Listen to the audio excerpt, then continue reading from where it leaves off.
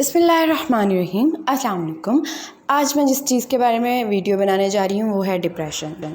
अगर आपको लगता है कि डिप्रेस्ड पेशेंट जो हैं वो हमेशा आपको लोगों के अंदर रोते धोते और अलहदा बैठे हुए नज़र आएंगे, लोनली नज़र आएंगे, लोगों के अंदर नहीं बैठेंगे, तो ज़रूरी नहीं है कि डिप्रेशन के सिर्फ यही सिम्टम हों। डिप्रेशन के पेशेंट वो भी होते हैं जो आपको हंसते हंसाते नज़र आते हैं। इवन ऐसे जोकर्स जो आपको क्राउड्स में मिलेंगे, ट्रिक्स करते मिलेंगे, वो भी डिप्रेशन का शिकार हो सकता है। तो आपको पता नहीं होगा, अंदर ही अंदर वो लोनलीनेस और डिप्रेशन का शिकार होंगे।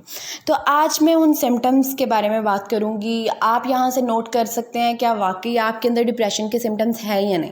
तो मैं DSM-5 के अकॉर्डिंग बात करूँगी, क्योंकि मैं साइकोलॉजिस्ट हूँ तो मैं इसी को प्रेफर करूँगी।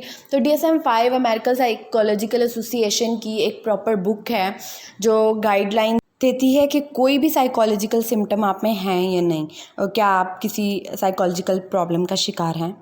तो अगर मैं बात करूं डिप्रेशन के सिम्टम्स की, तो सबसे पहले हम देखते हैं कि डिप्रेस मूड या लॉस ऑफ इंटरेस्ट में से कोई एक सिम्टम आप में आ तो नहीं रहा। डिप्रेस मूड यानी कि आप जो है वो लो मूड होगा, आपको डिप्रेस नज़र आएंगे।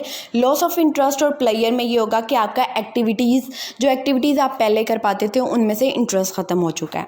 उसके बाद आ जाता है, ये कुछ सिम्टम्स हैं जिनमें से 5 होने ज़रूरी हैं। उनमें से सबसे पहला है इरिटेबिलिटी, यानी आपको चिड़चिड़ापन बहुत महसूस होता है। फिर आप देखते हैं इंसोम्निया या हाइपरसोम्निया। इंसोम्निया कहते हैं कि आपको नींद बिल्कुल नहीं आती, सारी रात आप जागते हैं।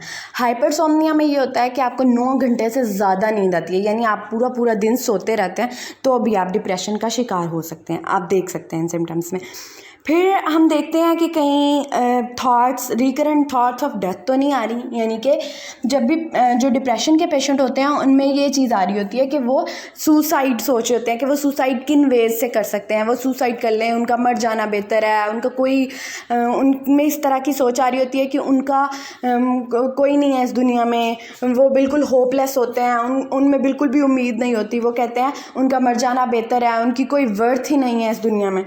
तो इसके अंदर वो मुख्तलिफ़ तरीके भी इवन लोग सोच होते हैं कि छत से गिर के मर जाएं या पंखे के साथ लटक जाएं, इस तरह की आइडिएशन उनके अंदर आ रही होती हैं।